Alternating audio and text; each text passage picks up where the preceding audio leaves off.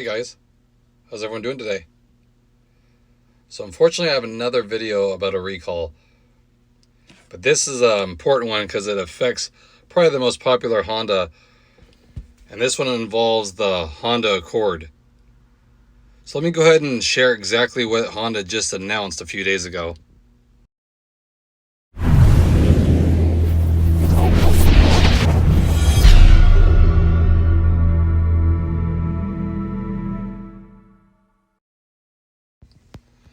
So like I said, this brand new recall came out 2 days ago, and it only has to do with the Honda Accord.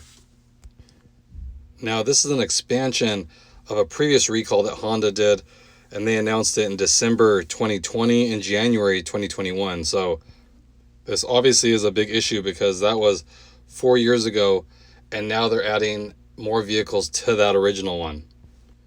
So the original recall included 235,000 Honda Accord vehicles from 2013 to 2015. And the issue with those was that the drive shafts were assembled with a lubricant that could have degraded the protective coating that the drive shafts have, making it susceptible to damage and road salts, which would potentially cause it to get brittle and break.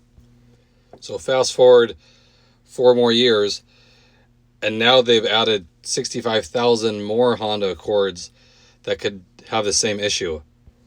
So it was a big amount to begin with. It was just about 250,000 Honda Accords that had this issue from 2013 to 2015. So you're talking 3 model years. But this new recall now is for 65,000 more Honda Accords, but it's the same 2013 model year. So that kind of goes to show you that the initial one that was announced in 2020 of December, it included 2013 Honda Accord vehicles. But now, years later, they find out that more vehicles are impacted. So it's expanded, like that's quite a bit, 65,000 just for 2013 Honda Accords. And like I said, it's the same exact thing. What they're saying is the drive shaft may corrode and break over time due to that lubricant that was put on it. And then if your drive shaft breaks, it could result in loss of power, or the vehicle can even roll away if you leave the vehicle in park, but you don't put the parking brake on. If the drive shaft breaks, then there's no way to hold the vehicle. It'll just roll at that point. So definitely something to get checked out. And I actually had a 2013 Honda Accord as well. And it was a great car. It didn't have any recalls in the years I've owned it, but it kind of goes to show that you're figuring that's a 12-year-old vehicle right now. So they're still finding issues even that long after they were made. I guess the good thing is that they're still, working on those and making sure that they drive right for their customers, that they still take care of it and all that kind of stuff. But the other side is how's the reliability on these vehicles going forward? 12 years old before was not that old of a car. I mean, you'd have a car 20, 30 years old, no problem. But now these issues keep creeping up too. So it's definitely something to pay attention to. And some of you out there might even have that model of vehicles. Let me know in the comment section if you guys have a 2013 Honda Accord, and if you dealt with the initial recall back in 2020, or maybe you're going to be included on this new one here.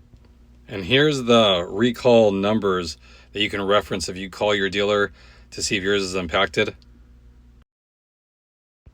And they'll start issuing letters August 11th, but you can go ahead and give your dealer a call and they can find out if yours is one that's affected. You might want to wait maybe toward the end of July, just because sometimes it's too early. They won't have the information at hand. But I wouldn't wait for a letter, because sometimes those things get lost as well. Or if you're, the second or third owner, sometimes they don't get updated to your new address. So again, I just wanted to keep you guys in the loop on that, since they were very popular vehicles. I do see a lot of those models around the 2013 Honda Accords. So I want to keep everyone in the loop. Hope everyone's having a good day out there, staying safe. I appreciate it. I'll catch you guys in the next video. Thanks again, everybody.